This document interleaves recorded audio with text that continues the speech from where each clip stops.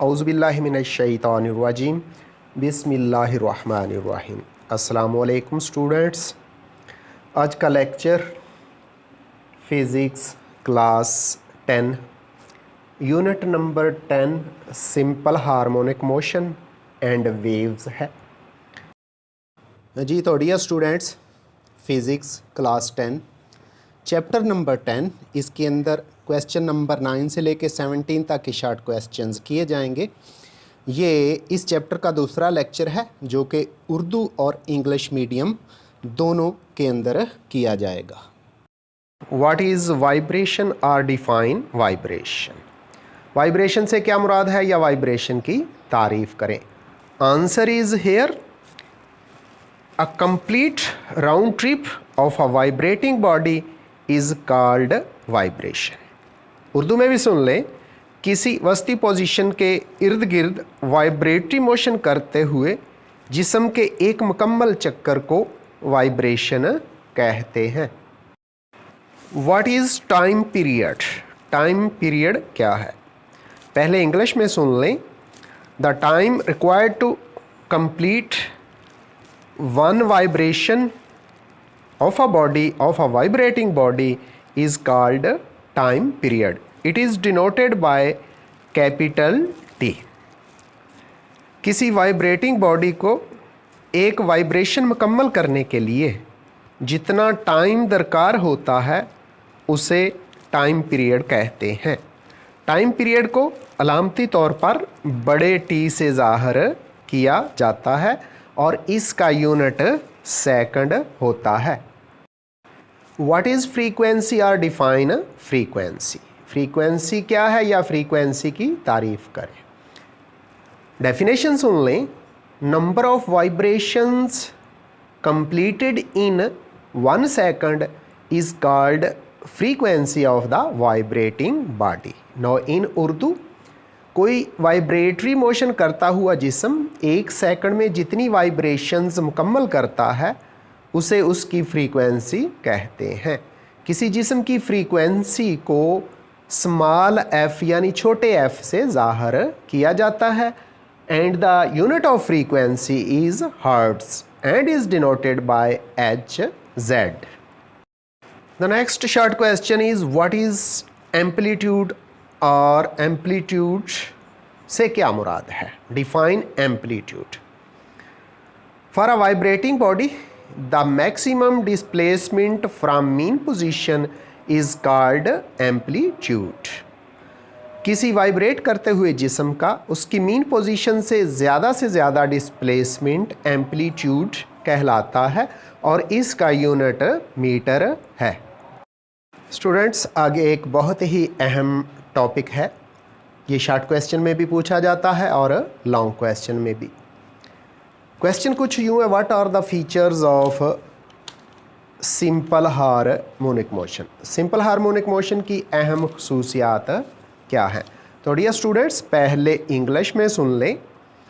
Important features of simple harmonic motion are as. Number 1, a body executing simple harmonic motion always vibrates about a fixed position और mean position. Number 2, its acceleration is always directed towards the mean position. Number 3, the magnitude of the acceleration is always directly proportional to the displacement from the mean position.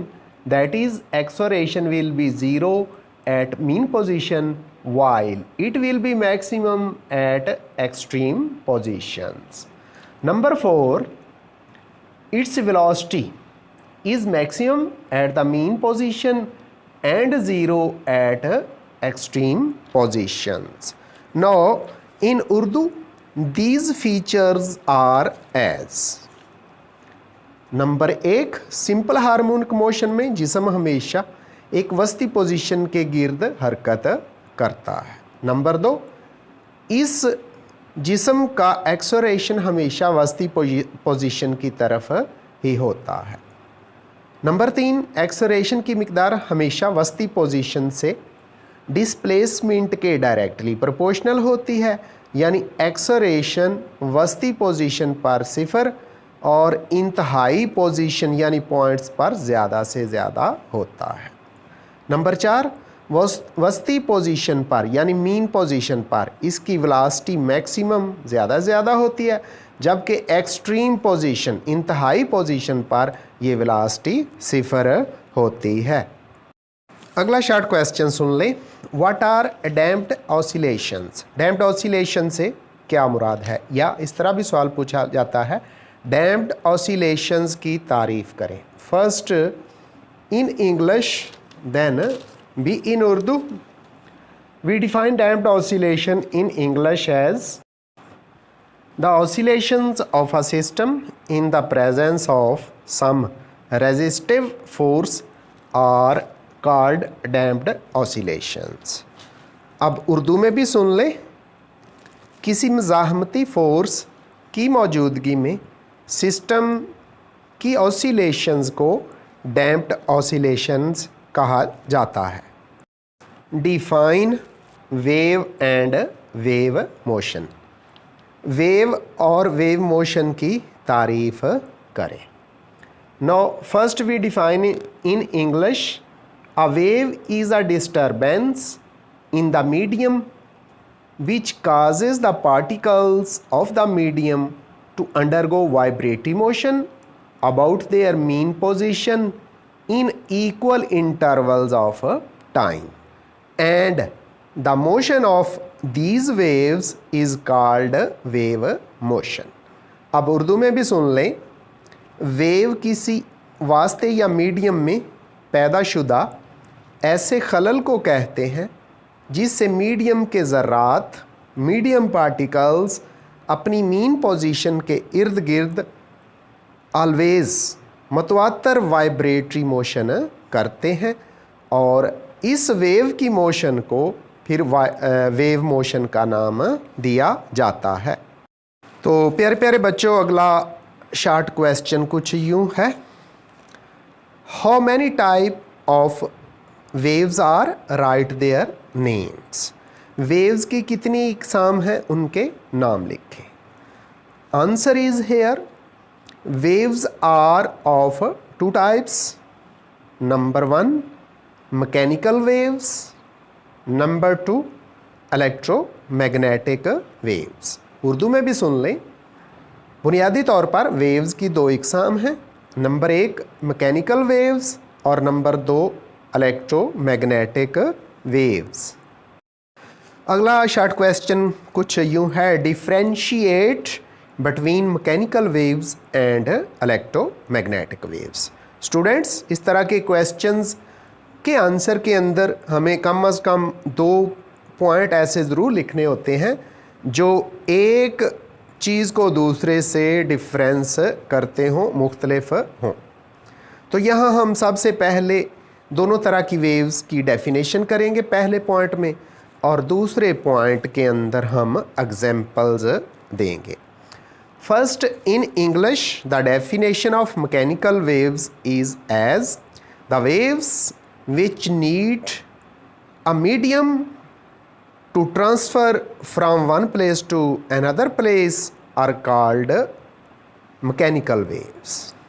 The examples are here: the waves produced in water, sound waves, and waves produced in a string.